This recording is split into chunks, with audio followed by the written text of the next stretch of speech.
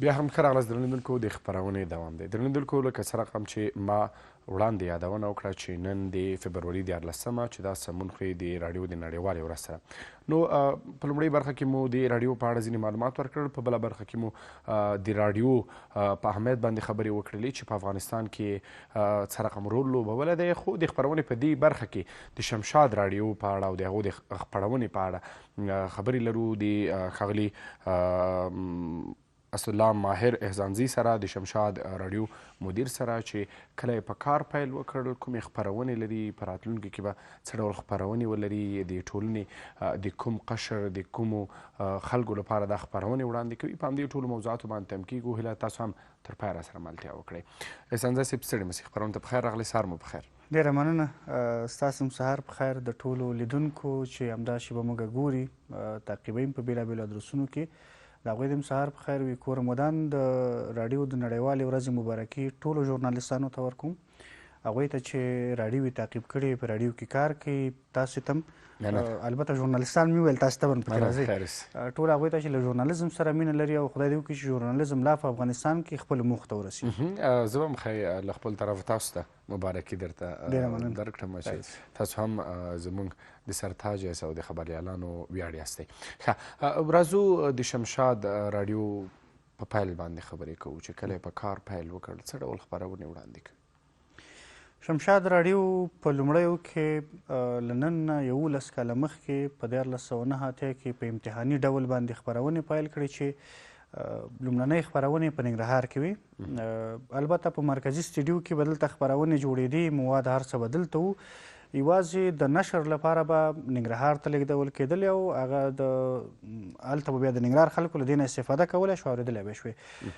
دغې امتحاني لړۍ تقریبا 3 میاشتې دوام وکړ. 3 میاشتو نه وروسته د شمشاد راډیو امتحاني نشرات بالاخره په رسمي نشراتو بدلیږي، ټولو ولایتونو ته غځېږي. تر هغه راوروسته بیا شمشاد راډیو نه ده چې په افغانستان کې د اورېدو وړ یوه راډیو شوه، له نړۍ سره وصل شوه. راډیو انټرنیټ ته لاره پیدا کړله، په آنلاین ډول باندې. له هغه راوروسته اپلیکیشن ورته جوړ شو چې هر چا بیا ورته لاسرسی درلوده. د خپل یو ویب سایټ خاونده شوله چې په ټولو برخو کې، حتی که سړی اوس د انټرنیټ خبره کوي، چېرته هم چې څوک وي نو راډیو اورېدی شي. یوازې ادرس مهم دی چې هماغه د شمشاد ادرس ورکړي، بیا د راډیو د ټولو خپرونو نه چې کومې دلته نشریږي له ده نه استفاده کوي. لومړنۍ خپرونې په شمشاد مرکزي دفتر کې به جوړېدې په 1409 کې، او په ننګرهار کې به بیا یوازې د ننګرهار ولسونو دا اورېدلی شوي. دې لړۍ 3 میاشتې په امتحاني ډول دوام کړی، او له هغه وروسته یې تر ننه بیا نو نشرات یې د 4 ساعتو لپاره په رسمي ډول شروع شي. احسانزی صاحب، راځئ د تاریخچې څخه باید تیر شو، ځکه د همغه پیل څخه لا تر اوسه پورې هیوادوال د شمشاد راډیو څخه یو ډول اړیکه لري او ټول ترې خبر دي. خپرونو په اړه خبرې کوو، څه ډول خپرونې وړاندې کوي دا راډیو؟ شمشاد راډیو له ښه بخته له هغو راډیوګانو ده چې زموږ د ټولنې د مخاطبانو هیڅ غوښتنه یې شاته نه ده پرېښې، او البته د ژورنالیزم د اصلونو له مخې موږ که د ادبیاتو په برخه کې خپرونې لرو بېلابېلې، له پیل نه تر اوسه پورې موږ په روانپوهنه کې خپرونې لرو. یعنې د روانپوهنې موضوع په افغانستان کې په ډېرو کمو رسنیو کې، یا که سړی لږه دعوه وکړي، په دوامداره شکل باندې په هیڅ رسنۍ کې نه ده تعقیب شوي. ځکه یوه موضوع پکې دی چې هغه څوک چې دا خپرونه باید وړاندې کړي، که روانپوی بیا پریزنټر نشي کېدی، ویان نشي کېدی. که ښه ویان وي، هلته یې د روانپوهنې په برخه کې مطالعه کوي. خو موږ دا تشه ډکه کړې. د درملنې په برخه کې، د روغتیایي برخه کې زموږ خپرونې شته. که ډېر اختصاصي لاړ شو، مشال صاحب دا وویل چې موږ ماشومانو ته ځانګړې خپرونه لرو د وړې څپې په نوم باندې. یعنې تاسو پوهېږئ په هغه کې موږ شي بحث کوو، په دې بحث کوو چې یو ماشوم که 6 میاشتنی باید څومره خوب وکړي. خو که یو ماشوم تعریف له مخې تر 18 کلنۍ موږ ماشوم لرو، که یو ماشوم بیا 12 کلن وي څومره خوب باید وکړي. موږ دومره اختصاصي متللي. په زراعت کې موږ خپرونې لرو، په اقتصاد کې زموږ خپرونه شته. نیوز چې یوه ډېره مهمه برخه ده، موږ راډیو کې سربیره په دې چې ټلویزیون له همکارانو موږ سره همکاري کړې ده، عامې میلمه راته معرفي کړی، عامې خپله خبرونه راته ویلي، موږ خپله ګردي میزونه جوړ کړي. نو زه فکر کوم چې له هنره له ادبه نیولې تر سیاسته تر زراعت او تر روغتیا پورې دا څه بني چې موږ پرېښي. ځوانان خفه کېږي لوبو برخه کې هم لوبه هم شته. د لوبو برخه کې یوه ځانګړې خپرونه موږ د لوبغالي په نوم باندې لرو چې البته په څو نومونو دا وچلېدي خو دا هم ګړی چې لرو د لوبغالي په نوم باندې لرو چې ورزشي مسایل پکې راخیستل کېږي. دې باوجود د افغانستان د ملي لوبډلو د کرکټ برخې چې څومره لوبې ترسره کېږي هیڅ داسې لوبه به نه وي چې شمشاد راډیو د بال په بال توپ په توپ که شپه یې که ورځي چې دا دې تر خپلو اورېدونکو پورې نه رسولي هغوی ته دې نه ویلي. د راتلونکو لوبو لپاره هم یعنې چمتو اوسو چې دوی بنګلادیش سره لوبې شته دی. که چېرته برق نه وي نو د راډیو له لارې 100% اورېدلی موږ آماده یو. بنګلادیش سره لوبې دي او د دې لپاره چې دا لوبې مس نه شي ما هغه نه وړاندې ورته آمادګي نیولې. موږ د ټلویزیون د مسایل وو دا هم سره حل کړي چې زما همکاران ورسره بیا په ستونزه کې واقع نه شي. نو دغه لوبې چې کمې لوبې دا لړۍ موږ لرو انشاءالله که بل هیڅ ځای نه شمشاد راډیو دې واوري توپ په توپ به دوی له هرې لوبې خبرېږي. ښه په ټوله کې راځو د شمشاد راډیو په خپرونو مو خبرې وکړلې. همدارنګه شمشاد راډیو څه پلان لري په راتلونکي کې سره له دې چې ډېرې ښې خپرونې روانې دي په ادبي خپرونو به وروسته تم سو په راتلونکي کې څه ډول خپرونې دوی په فکر کې لري چې هیوادوالو ته یې وړاندې کړي؟ بیا خبره زموږ په رسنیو کې مشال صاحب د مهالویش یا د سکیجول ده چې د راډیو یا عمومي کې رسنیزې ادارې مشران مهالویش باید د وخت سره سم جوړ کړي. څنګه چې مهالویش ورته وایي ژمی په تېرېدو دی پسرلی راځي اوړی راځي طبعا ورځې اوږدېږي سهار 6 بجې به په ژمي کې اذان کېده اوس سهار 6 بجې لمر راخیږي. زموږ سکیجول متغیر دی تغییر کوي. ځینې خپرونو وختونو کې تغییر راځي چې مثلا له جملې رنګین سهار موږ یادولی شو تر اوسه پورې دا 1 ساعت اوس هم 1.5 ساعت ته وغځوو. دا خپرونه ځینې تولیدي پروګرامونو زموږ چې اختصاصي برخې وایم په ژورنالیزم کې تاسې به شاهدان نه اوسئ پاتې شوي چې څوک دې خپرونه ولري ولې موږ په ژورنالیزم کې ځانګړې خپرونه شروع کړه چې او په ډېرو اختصاصي مسایلو شروع کړی. مثلا ژیر ژورنالیزم ولې ژورنالیزم کې اخلاقي باید او نه بایدونه ولې د رسنیزې ادارې مسؤلیت له بلې ادارې سره په کوم توپیر. نو دغه تغییرات شته. البته که لویه کې وایو نو دا به هر 6 میاشتنی بعد یو تغییر به راځي. زه د خپلې راډیو امکانات د همکار وضعیت د اورېدونکو فیډبک دا سره یو ځای کوو 6 میاشتې بعد موږ بیا تغییر کوو. اوس خو رمضان میاشت هم را روانه ده په ساور کې تقریبا نو هغه لپاره موږ خپل سکیجول لرو له اوسه پرې موږ کار کوو.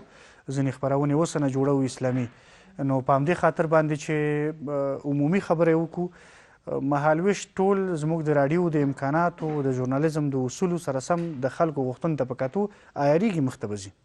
ښه راځئ په نشراتو یې لږ تم شو.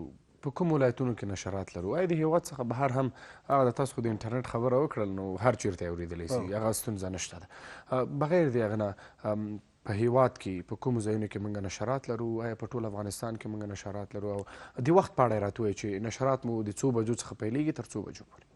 زموږ نشرات 4 ساعته دي دوراني حالت لري. د سکیجول نه مخکې 4 ساعتو کې یعنې موږ وقفه نه لرو چې ودرېږو. متاسفانه تر اوسه پورې زموږ په ټول افغانستان کې نشرات چې ودرېده ځینو برخو کې. دا هم ګړی موږ په کونړ کې د راډیو نشرات نه لرو په لغمان کې نه لرو په خوست او پکتیا کې نه لرو او په پروان کې. په د نورو ټولو ولایتونو کې موږ نشرات لرو. که په شمالي ولایتونو کې که بلخ وي که کندوز وي که بغلان وي که لوګر دی دغه طرف ته یا مثلا او غزني کې هم نشرات له ډېر پخوا نه لرو. نور ننګرهار او نور څومره ولایتونه کندهار دی که هلمند دی په دې ټولو ولایتونو کې نور نشرات شته دی.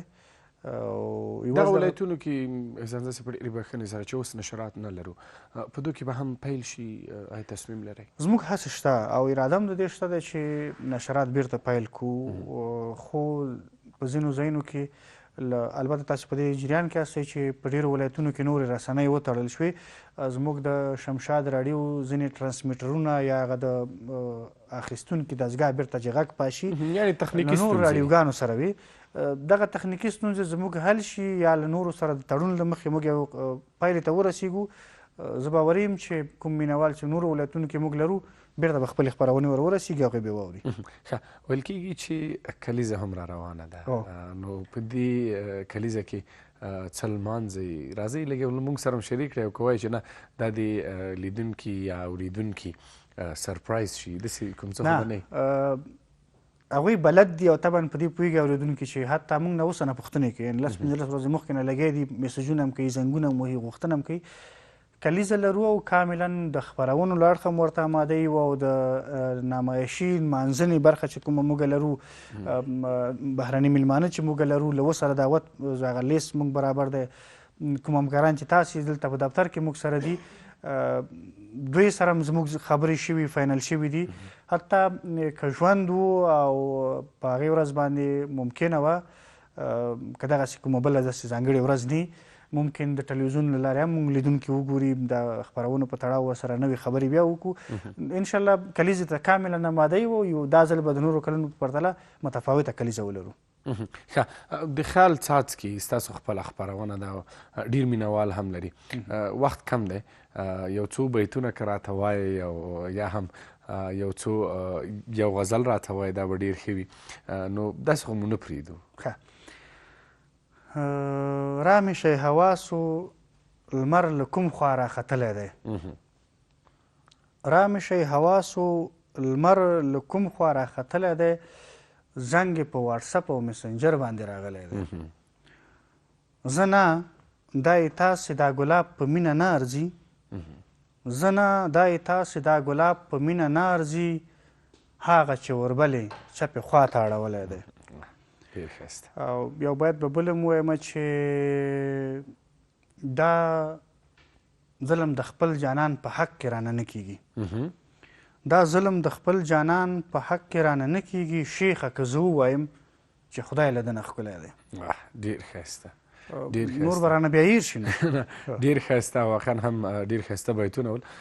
زموږ د همکار ستاسو د ډېر پخواني همکار اظهار خوشحال به چې کله دغه شعرونه اورېدل هغه به یې په بل انداز باندې واه واه او په زړه پورې دا ویل، هغه څه خو موږ نه شو ویلی ځکه د هغه طرز او انداز شاموري خوشحال صاحب خو بیا دې برخه کې ځانګړی دی.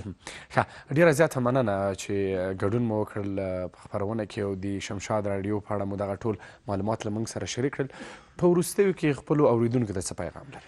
ډېره مننه له تاسو نه، ستاسې له همکارانو نه، کوره مدان اورېدونکو ته، بیا هم په ټوله کې ژورنالیزم یا د شمشاد مخاطبینو ته، که راډیو ده که ټلویزیون ده، زموږ پیغام دا دی چې وطن د مینه ورسره پکار ده او موږ ډاډ دا درکوو چې په ټولو بېلابېلو برخو کې چې کومه موږ او ستاسې د ټولنې اړتیاوې دي او ورته ضرورت دی، په دې ټولو برخو کې راډیو خپرونې لري، راډیو تاسې ته آمادګي لري او ستاسې ټولو غوښتنو ته لومړیتوب ورکوي.